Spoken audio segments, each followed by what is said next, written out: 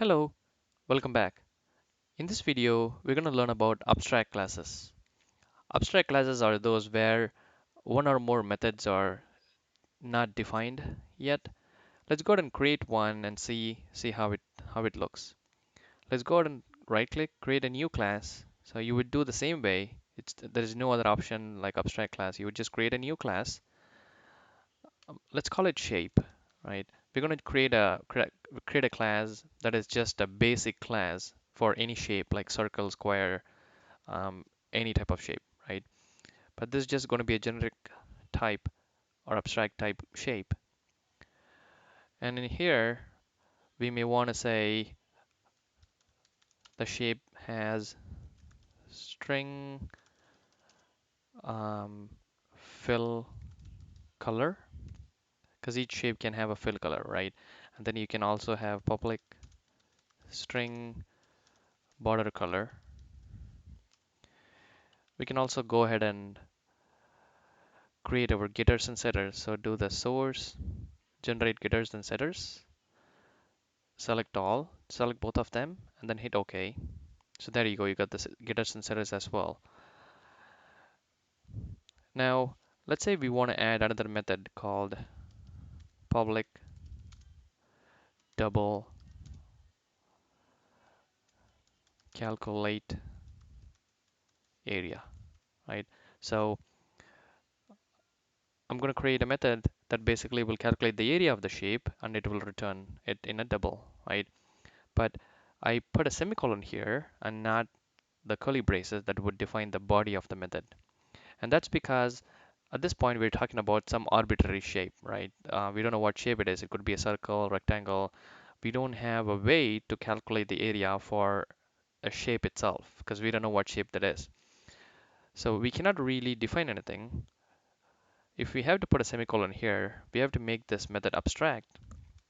When you make something abstract, you don't have to give the body, right? That's what abstract methods are. But we still have an error, and the error says the abstract method calculate area in type shape can only be defined by an abstract class. There is an error here as well. Let's see what that says. It says the type shape must be an abstract class to define abstract methods. So it is what it says right here.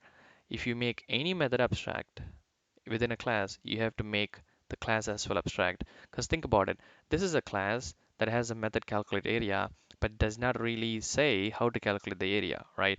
Which means the class itself is not a fully defined class. A fully defined class would be a concrete class. A concrete class is where everything is defined fully, right? But the shape class has a method that is not fully defined, which would make this class as well abstract because it has one abstract method.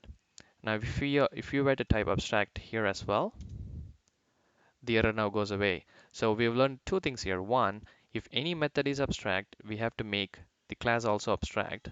But within an abstract class, you could have methods that are fully defined. It's not a rule that for an abstract class, all the methods should be abstract. You could have methods that are defined if you know what would go in there. Here, for a color and fill color and border color, you know you can set and get the colors, right? So that's basically abstract class. Abstract class is basically an idea, right?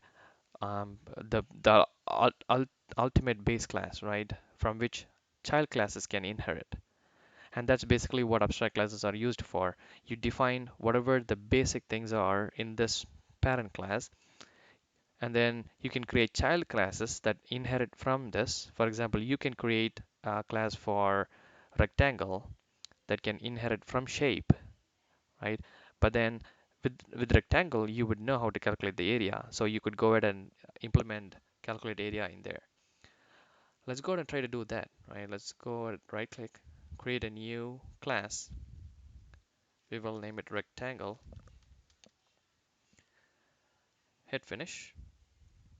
We may need a main method also. So let's create the main method. Hit finish. Here we have created a new class rectangle. Now we know from earlier to inherit a class, we have to type extends shape, right? As soon as you type that, you have another error here. Let's see what it says. It says the type rectangle must implement the inherited abstract method calculate area. So Java knows that you are trying to inherit from an abstract class, so it's going to look for methods that are abstract, and it is going to force you to implement them, because any class that is concrete should have everything defined. Now, by extending shape, rectangle class now knows about calculate area, but calculate area has no definition in shape, so rectangle will have to define it. Now, just to show you, if I were to declare this abstract as well, the error will go away, because when rectangle is made abstract, there is no rule that you have to define all the methods, right? You could have one or more methods undefined. So once you type abstract, the error will go away.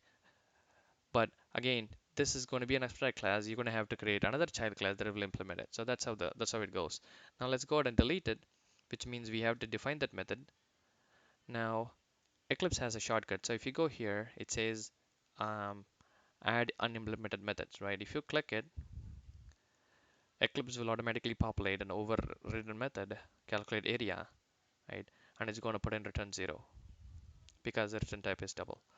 So Eclipse, it's a shorthand form in Eclipse, or a quick way to create all the overridden methods. Because if you are inheriting from shape, and shape happens to have, let's say, 10 abstract methods, you don't have to type them up one by one.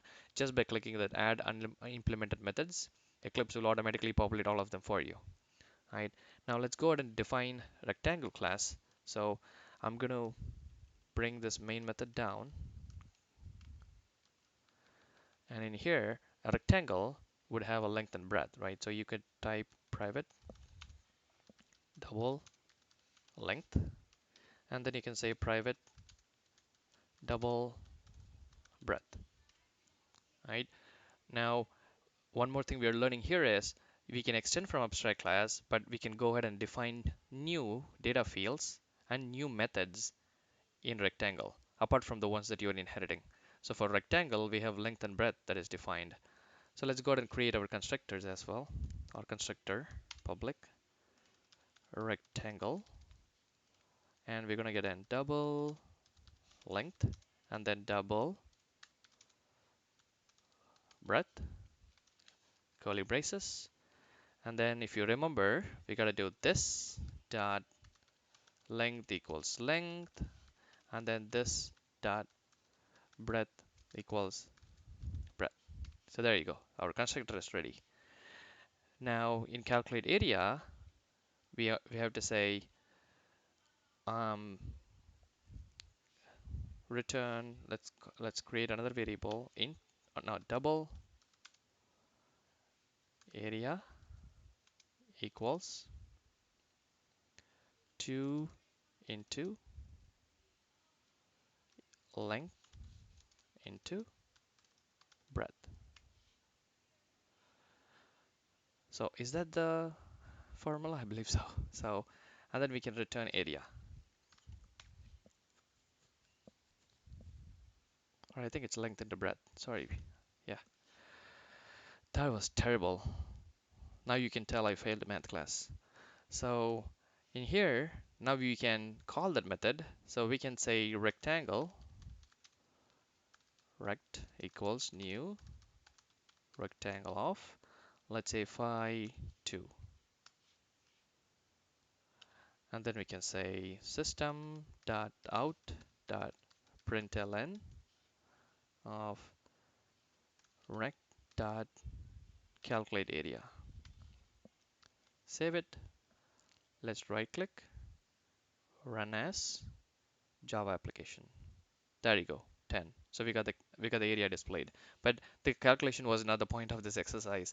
The point was to extend from abstract class and override method that is abstract in that abstract class, give a body, and then be able to instantiate the child class because this is a concrete class, and then call the method on it. So we talked about instantiation just now. So one more thing to remember is if you were to do shape s equals new shape, you're going to get an error saying cannot instantiate the type shape. And that's because shape is abstract. An abstract class can never be instantiated. only concrete classes can be. Just to show you, if I go here and just delete these two abstracts, just to show you, and then come back to rectangle, the error will be gone because the class is not abstract any longer. That was just to show you. I'm going to undo. So that is a big thing to remember. Abstract classes can only be used to extend in a child class and be given definition for all the methods. You can never instantiate an abstract class. So that's basically abstract classes. Hope you were able to kind of understand the concept behind it, why we would define abstract classes. I would really like to encourage you to create more child classes for shape, like circle or square. You can define fields that are applicable for those shapes and then try to override the calculate area method, and basically call it and try it out. But that's basically it. I'm going to comment this out and save it. But that's abstract class. Thank you. See you in the next video.